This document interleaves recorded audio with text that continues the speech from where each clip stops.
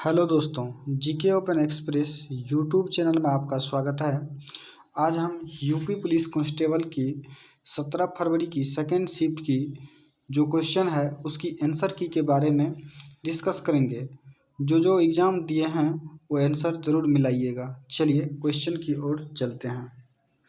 जो कि पहला क्वेश्चन है जीके का, जो कि पहला क्वेश्चन है कि गोदान निम्नलिखित में से किस प्रसिद्ध लेखक के द्वारा लिखा गया था। गोदान जो है ना, ये किसके द्वारा लिखा गया था।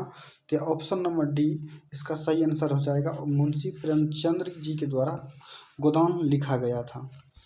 चलिए अगला क्वेश्चन है कि निम्नलिखित में से कौन सा भारत का सर्वोच्च नागरिक पुरस्कार है। भारत का सर्वोच्च नागरिक पुरस्कार जो कि भारत रत्न है, जो कि 1954 में इसकी स्थापना हुआ था। चलिए अगला क्वेश्चन है कि निम्नलिखित में से किस दिन भारत में संविधान दिवस के रूप में मनाया जाता है। तो यह 26 नवंबर को भारत में संविधान दिवस के रूप में मनाया जाता है। अगला क्वेश्चन है कि निम्नलिखित में से किस में लैक्टिक एसिड होता है। तो यह दही में जो है ना लैक्टिक एसिड होता है। दही में क्या होता है, यह लैक्टिक एसिड होता है। चलिए अगला क्वेश्चन को देखते हैं, जो कि 5 नंबर का क्वेश्चन होगा। 5 नंबर का क्वेश्चन है कि गुड़ी पड़वा निम्नलिखित में से किस राज्य का बसंत समय का त्यौहार है। बसंत समय क्या हो जाएगा, महाराष्ट्र की। कहाँ की हो जाएगी, जो कि महाराष्ट्र का हो जाएगा। अपना आंसर आप लोग मिलाते जाइएगा।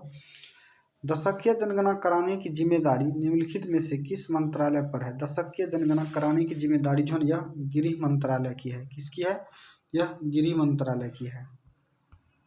चलिए अगला क्वेश्चन है कि राष्ट्रीय मानव अधिकार आयोग का मुख्यालय कहाँ है। तो नई दिल्ली में है। राष्ट्रीय मानव अधिकार दिवस कब मनाया जाता है। तो 10 दिसंबर को राष्ट्रीय मानव अधिकार दिवस मनाया जाता है। चलिए अगला क्वेश्चन है कि साइबर क्राइम की शिकायत दर्ज कराने के लिए हेल्पलाइन नंबर क्या है। साइबर क्राइम की शिकायत दर्ज कराने के लिए हेल्पलाइन नंबर कितना है। तो 1930 है। चलिए नेक्स्ट क्वेश्चन को देखते हैं। नेक्स्ट क्वेश्चन है कि उत्तर प्रदेश पुलिस की टैगलाइन क्या है। उत्तर प्रदेश की पुलिस की टैगलाइन है सुरक्षा आपकी संकल्प हमारा। सुरक्षा आपकी संकल्प हमारा जो है, यह उत्तर प्रदेश की पुलिस की टैगलाइन है। अगला क्वेश्चन है कि 10 नंबर का क्वेश्चन होगा आर्यभट्ट परीक्षण विज्ञान अनुसंधान संस्थान उत्तराखंड राज्य के निम्नलिखित में से किस जिला में स्थित है। तो इसका सही आंसर हो जाएगा नैनीताल जिला। क्या हो जाएगा, नैनीताल हो जाएगा। चलिए 11 नंबर का क्वेश्चन को देखते हैं। अगला क्वेश्चन G20 का पूर्ण रूप क्या है। G20 का पूर्ण रूप है ग्रुप ऑफ 20 G20 का पूरा नाम है। चलिए 12 नंबर का क्वेश्चन है कि भारत का सबसे बड़ा अंतर विभागीय अभिसरण कार्यक्रम ऑपरेशन कार्यक्रम निम्नलिखित में किस राज्य की सरकार के द्वारा शुरू किया गया था। तो इसका सही आंसर हो जाएगा ऑप्शन नंबर बी, यूपी सरकार के द्वारा। चलिए अगला क्वेश्चन को देखते हैं। अगला क्वेश्चन है कि भारत में राष्ट्रीय व्यापी जीएसटी का विचार सबसे पहले निम्नलिखित में से किसके द्वारा प्रस्तावित किया गया था। तो इसका ऑप्शन नंबर ए हो जाएगा केलकर टास्क फोर्स के द्वारा। केलकर टास्क फोर्स के द्वारा सबसे पहले जीएसटी का विचार सबसे पहले इसके द्वारा प्रस्तावित किया गया था। चलिए 14 नंबर का क्वेश्चन है कि भारत का निम्नलिखित में से कौन सा पड़ोसी देश भारत के साथ भूमि सीमा साझा नहीं करता है। इसका ऑप्शन नंबर क्या हो जाएगा, सही आंसर डी, मालदीव जो है ना, ये भारत की पड़ोसी देश के साथ भूमि साझा नहीं करता है। 15 नंबर का क्वेश्चन है कि टोक्यो एशिया के निम्नलिखित में से किस देश की राजधानी है। टोक्यो जो है जापान की राजधानी है। किसकी हो जाएगी, जापान की हो जाएगी। चलिए 16 नंबर का क्वेश्चन देखते हैं। संयुक्त राज्य अमेरिका में स्थित ग्रांड कैनियन निम्नलिखित में से किस नदी के द्वारा निर्मित किया गया। ग्रांड कैनियन यह कोलोराडो नदी के द्वारा जो है निर्मित किया गया है। चलिए अगला क्वेश्चन को देखते हैं। अगला क्वेश्चन है 17 नंबर का क्वेश्चन हो जाएगा निम्नलिखित में से किस में मिलती है नर्मदा नदी। किस में मिलती है, तो नर्मदा नदी यह अरब सागर में मिलती है। अगला क्वेश्चन है कि उन गीतों के नाम बताइए जो राधा और कृष्ण के दिव्य प्रेम की गुणगान करते हैं और विशेष रूप से ब्रज में लोकप्रिय है। तो यह हो जाएगा रसिया। क्या हो जाएगा, इसका ऑप्शन डी हो जाएगा। चलिए 19 नंबर का क्वेश्चन, वस्त्र मंत्रालय ने निम्नलिखित में से किसका उत्पादन करने वाला किसानों की सुविधा के लिए पाट मित्रों एप्लीकेशन लॉन्च किया है? तो यह इसका सही आंसर हो जाएगा ऑप्शन नंबर ए, जूट पटसन। क्या हो जाएगा? जूट पटसन। चलिए 20 नंबर का क्वेश्चन है कि थंग का निम्नलिखित में से किस राज्य की सबसे लोकप्रिय कला है?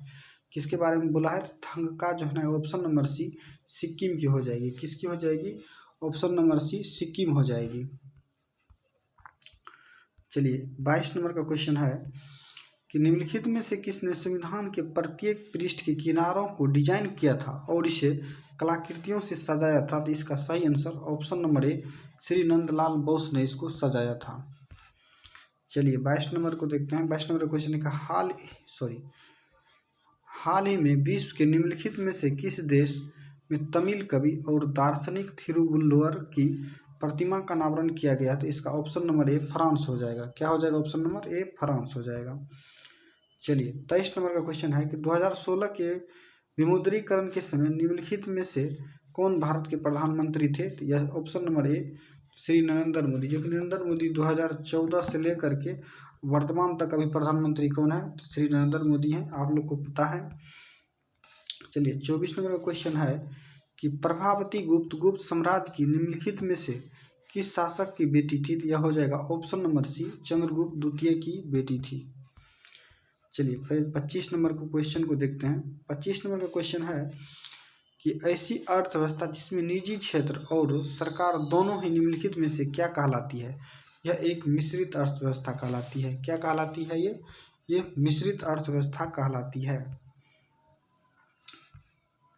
चलिए 26 नंबर को देखते हैं। 26 नंबर का क्वेश्चन है कि भारतीय राष्ट्रीय आंदोलन की निम्नलिखित में से किस घटना के बाद रविन्द्रनाथ टैगोर ने अपना दर्द और गुस्सा व्यापक किया था और अपनी नाइटहुड की त्याग कर दिया था? तो इसका option number A, Jallianwala Bagh हो जाएगा, जो कि 13 अप्रैल 1919 ईस्वी को हुआ था। चलिए 27 नंबर का क्वेश्चन है कि नीली क्रांति, कौन क्रांति? तो नीली क्रांति निम्नलिखित में से किससे संबंधित है? नीली क्रांति यह मत्स्य पालन उत्पादन से संबंधित है। नीली क्रांति किससे संबंधित है? तो यह मत्स्य पालन उत्पादन से संबंधित है। चलिए नेक्स्ट क्वेश्चन को देखते हैं कि नेक्स्ट क्वेश्चन है कि निम्नलिखित में से किस एप्लीकेशन का उद्देश्य नागरिक के डिजिटल दस्तावेज वॉलेट में प्रमाणित डिजिटल दस्तावेज की तक पहुंच प्रदान करके नागरिकों का डिजिटल सशक्तिकरण करना है? तो यह इसका सही answer option number B, digi locker हो जाएगा। क्या हो जाएगा? इसका सही answer option number B, digi locker हो जाएगा। चलिए 29 नंबर का क्वेश्चन है कि हाल ही में उत्तर प्रदेश के निम्नलिखित में से किस जिला में प्रथम पूर्ण बालिका सैनिक स्कूल का उद्घाटन किया गया? तो इसका ऑप्शन नंबर ए, मथुरा हो जाएगा। क्या हो जाएगा? ऑप्शन नंबर ए, मथुरा हो जाएगा। चलिए 30 नंबर का क्वेश्चन को देखते हैं। 30 नंबर का क्वेश्चन है कि निम्नलिखित में से किस बैंक रुपे नेटवर्क पर भारत का पहला कॉर्पोरेट क्रेडिट कार्ड लॉन्च किया है? तो इसका सही आंसर हो जाएगा option number D, IndusInd bank. IndusInd bank हो जाएगा इसका सही आंसर। चलिए 31 नंबर का है कि निम्नलिखित में से कौन सा टाटा स्टील लिमिटेड के संस्थापक थे? इसका सही answer option number B, sir Jamshedji Nusserwanji Tata थे। कौन थे? तो नुसरनवाजी टाटा थे। चलिए 32 नंबर क्वेश्चन को देखते हैं कि उत्तर प्रदेश राजस्व संहिता 2006 के अनुसार राज्य सरकार प्रत्येक जिला में कितने कलेक्टर जो कि दिया गया है इसमें सहायक या अतिरिक्त कलेक्टर शामिल नहीं नियुक्त करेगी? तो इसका सही आंसर ऑप्शन नंबर ए हो जाएगा, 1। चलिए अगला क्वेश्चन है कि वर्तमान में इलाहाबाद उच्च न्यायालय में न्यायाधीश की स्वीकृति संख्या कितनी है? तो इसकी सही आंसर हो जाएगा ऑप्शन नंबर सी, 160 हो जाएगा। क्या हो जाएगा? 160 हो जाएगा। चलिए 34 नंबर है क्वेश्चन है। 34 नंबर क्वेश्चन, भारत की स्वतंत्रता के बाद उत्तर प्रदेश राज्य के पहले मुख्यमंत्री निम्नलिखित में से कौन थे? तो इसका सही आंसर हो जाएगा option number A, Govind Vallabh Pant. क्या कौन हो जाएगा? गोविंद वल्लभ पंत हो जाएगा। चलिए 35 नंबर का क्वेश्चन है कि यायात से भारत के निम्नलिखित में से किस राज्य या केंद्र शासित प्रदेश में स्थित पहला जैव विविधता विरासत स्थल है? तो ऑप्शन नंबर बी, लद्दाख हो जाएगा। कौन हो जाएगा? ऑप्शन नंबर बी, लद्दाख हो जाएगा। चलिए अगला क्वेश्चन है कि निम्नलिखित में से कौन सी एक व्यापक और दूरदर्शी पहल है जिसका उद्देश्य उत्तर प्रदेश राज्य में महिलाओं को सुरक्षा और सलामती और आत्मनिर्भरता के लिए सशक्त बनाता है। इसका सही answer option number A mission शक्ति हो जाएगा। क्या हो जाएगा? मिशन शक्ति हो जाएगा। चलिए अगला क्वेश्चन को देखते हैं। अगला क्वेश्चन है कि उत्तर प्रदेश की राज्य सीमा निम्नलिखित में से किस राज्य की सीमा को नहीं छूती है? तो यह हो जाएगा ऑप्शन नंबर ए तेलंगाना राज्य को नहीं छूती है। क्या हो जाएगा? ऑप्शन नंबर ए तेलंगाना हो जाएगा। चलिए अगला क्वेश्चन है कि दक्षिणी भारत की सबसे ऊंची चोटी अनामुदी है जो निम्नलिखित में से किस पर्वत श्रृंखला में स्थित है? तो इसका सही आंसर नीलगिरी श्रृंखला हो जाएगा। क्या हो जाएगा? नीलगिरी श्रृंखला हो जाएगा। चलिए अगला क्वेश्चन को देखते हैं जो कि 39 नंबर का क्वेश्चन होगा। निम्नलिखित में से कौन सा शब्द तद्भव है? यह हो जाएगा ऑप्शन नंबर डी उल्लू। 39 का सही आंसर हो जाएगा ऑप्शन नंबर डी हो जाएगा। 40 का क्वेश्चन है कि निम्नलिखित में से कौन सा शब्द तत्सम है? तत्सम जो कि शुष्क हो जाएगा। ऑप्शन नंबर ए यह शुष्क क्या है? एक तत्सम है। चलिए 41 नंबर के क्वेश्चन को देखते हैं। 41 का क्वेश्चन है कि निम्नलिखित में से कौन चांदनी शब्द के पर्यायवाची किस विकल्प में है? तो चांदनी शब्द का जो है ना यह पर्यायवाची हो जाएगा कुमुदी, और ज्योत्सना जो है ना यह चांदनी का पर्यायवाची है। ऑप्शन नंबर सी हो जाएगा। चलिए अगला क्वेश्चन को देखते हैं कि अगला क्वेश्चन है कि निम्नलिखित में से किस वाक्यांश के लिए दिया गया शब्द ससंगत है? सुसंगत। इसका सही आंसर हो जाएगा ऑप्शन नंबर डी आदि से अंत तक और अधोपांत हो जाएगा। चलिए अगला क्वेश्चन को देखते हैं। अगला क्वेश्चन है कि श्रुति सम भिन्नार्थक शब्द युग निर्वाद और निवार्थ के उचित अर्थ क्या होते हैं? निंदा और विवाद रहित। क्या हो जाएगा? ऑप्शन नंबर डी निंदा और विवाद रहित। चलिए 44 का क्वेश्चन देखते हैं। निम्नलिखित में से अशुद्ध वाक्य का चयन कीजिए। अशुद्ध वाक्य का चयन हो जाएगा ऑप्शन नंबर बी तुम मेरे तरफ क्यों चले आ रहे हो। यह गलत है। ऑप्शन नंबर क्या हो जाएगा? अशुद्ध बी हो जाएगा। चलिए 45 का क्वेश्चन देखते हैं। 45 में दिया गया है कि निम्न में से लिंग की दृष्टि से कौन सा विकल्प गलत है? तो यह हो जाएगा इसका सही आंसर 45 का ऑप्शन नंबर बी यह बनिया से बनियान जो है यह गलत है। चलिए 46 को देखते हैं। वधु। वधु शब्द का बहुवचन क्या होगा? वधु शब्द का बहुवचन हो जाएगा वधुएं। क्या हो जाएगा? ऑप्शन नंबर डी हो जाएगा इसका सही आंसर वधुएं हो जाएगा। चलिए 47 का क्वेश्चन है कि माँ ने बच्चे को मिठाइयाँ दी। माँ ने बच्चे को मिठाइयाँ दी रेखांकित शब्द कौन सा कारक है? तो इसका सही आंसर हो जाएगा ऑप्शन नंबर डी संप्रदान कारक। कौन हो जाएगा? संप्रदान कारक। चलिए अगला क्वेश्चन को देखते हैं। अगला क्वेश्चन है कि भौतिक शब्द में कौन सा प्रत्यय है? भौतिक में जो है ना दीर्घई हो जाएगा, ये भौतिक हो जाएगा। इसका ऑप्शन नंबर बी 48 का यह इसका प्रत्यय है। चलिए 49 का क्वेश्चन है कि निर्भिमान शब्द में कौन सा उपसर्ग है? तो नी जो र हलंत हो जाएगा। इसका ऑप्शन नंबर डी इसका सही आंसर हो जाएगा। चलिए 50 का क्वेश्चन है कि निम्नलिखित में से किस विकल्प में सही समास का विग्रह नहीं हुआ है? तो यह इसका सही आंसर ऑप्शन नंबर बी देहलता और लता रूपी देह। चलिए अगला क्वेश्चन है कि निम्नलिखित में से निश्चयवाचक का सर्वनाम। निश्चयवाचक सर्वनाम हो जाएगा इसका 51 का सी हो जाएगा। चलिए अगला क्वेश्चन है कि कविश्वर का संधि विच्छेद कीजिए। इसका सही आंसर ऑप्शन नंबर बी कवि जोर ईश्वर हो जाएगा। कविश्वर का संधि विच्छेद ऑप्शन नंबर बी इसका सही आंसर हो जाएगा। चलिए 53 का क्वेश्चन है क्या कोई तारे गिन सकता है? वाक्य में किस चिन्ह का प्रयोग हुआ है? तो इसका सही आंसर ऑप्शन नंबर डी हो जाएगा प्रश्नवाचक चिन्ह का प्रयोग हुआ है। किसका प्रयोग हुआ है? प्रश्नवाचक चिन्ह का प्रयोग हुआ है। चलिए 54 का क्वेश्चन देखते हैं कि ईमानदार शब्द में कौन सा विशेषण है? ईमानदार शब्द में कौन सा विशेषण है? तो इसका सही आंसर हो जाएगा ऑप्शन नंबर सी यह गुणवाचक विशेषण है।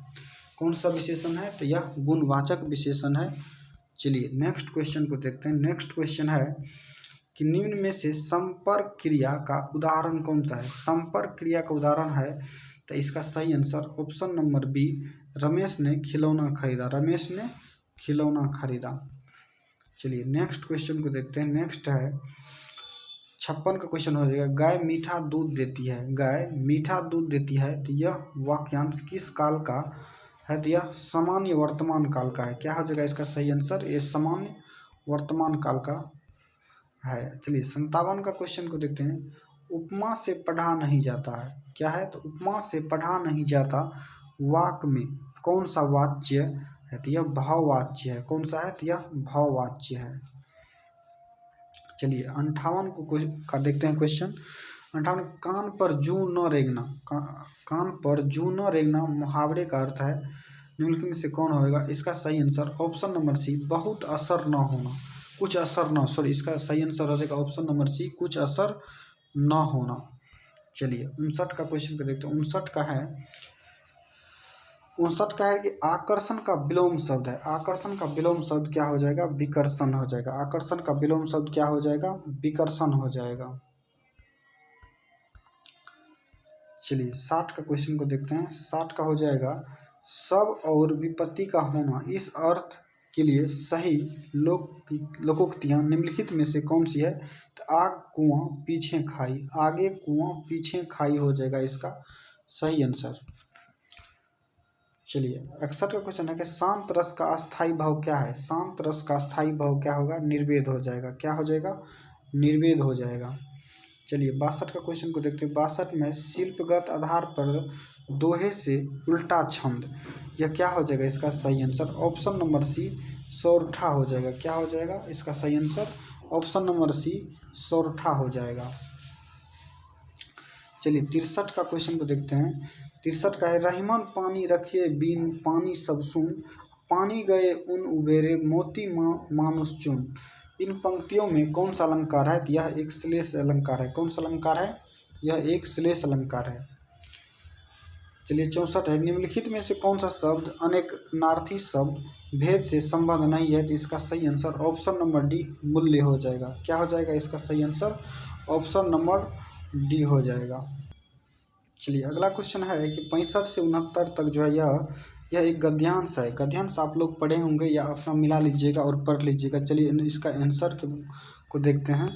इसका आंसर है दिया गया है कि 65 का गद्यांश है। गद्यांश का उचित शीर्षक ऑप्शन नंबर डी, श्रम और सुदृढ़ जीवन का आधार। क्या है? तो इसका सही आंसर ऑप्शन नंबर डी, श्रम और सुदृढ़ जीवन हो जाएगा। चलिए 66 में समस्त का पर्यायवाची शब्द क्या है? समस्त का पर्यायवाची होगा संपूर्ण। इसका सही आंसर ऑप्शन नंबर ए हो जाएगा 66 का। चलिए 67 का देखते हैं। 67 है, महात्मा गांधी का समस्त जीवन दर्शन और श्रम सापेक्ष था, यह आशय स्पष्ट कीजिए। इसका सही आंसर ऑप्शन नंबर बी हो जाएगा। महात्मा गांधी के सभी विचार श्रम पर आधारित थे। क्या हो जाएगा option number B? Mahatma Gandhi के सभी विचार श्रम पर विचारित थे, यानी कि आधारित थे। चलिए अगला क्वेश्चन को देखते हैं। अगला क्वेश्चन है कि गद्यांश के आधार पर चोर की परिभाषा क्या है? यह एक बिना श्रम भोजन करना, यह बिना श्रम भोजन करना जो है ना, यह गद्यांश के आधार पर चोर की परिभाषा है। चलिए 69 का है कि गांधी जी पापी किसे मानते थे? गांधी जी जो है ना पापी, यह श्रम न करने वाले को जो है ना गांधी जी पापी मानते थे। चलिए 70 है कि पंचवटी निम्नलिखित में से किसकी रचना है? पंचवटी जो यह मैथिली शरण गुप्त की रचना है। पंचवटी किसकी रचना है? तो यह मैथिली शरण गुप्त की रचना है पंचवटी। चलिए 71 का देखते हैं। 71 का क्वेश्चन है कि निर्जा कृति निम्नलिखित में से किसकी है? निर्जा कृति जो यह महादेवी वर्मा की है। निर्जा कृति किसकी है? तो यह महादेवी वर्मा की हो जाएगी। चलिए अगला क्वेश्चन है कि हिंदी भाषा किस भाषा से उत्पन्न हुई? हिंदी भाषा यह अपभ्रंश घाटी से, अपभ्रंश से यह हिंदी भाषा उत्पन्न हुआ है। चलिए 73 को देखते। 73 का क्वेश्चन है कि वह बिल्कुल थक गया, इस वाक्य में कौन सा क्रिया विशेषण है? तो इस वाक्य में जो है ना परिमाणवाचक क्रिया विशेषण कौन हो जाएगा? ऑप्शन नंबर बी, परिमाणवाचक। चलिए 74 का क्वेश्चन है कि निम्नलिखित में से मृदु शब्द का पर्यायवाची शब्द कौन सा नहीं है? यह कुल जो है ना यह मृदु शब्द का पर्यायवाची शब्द नहीं है।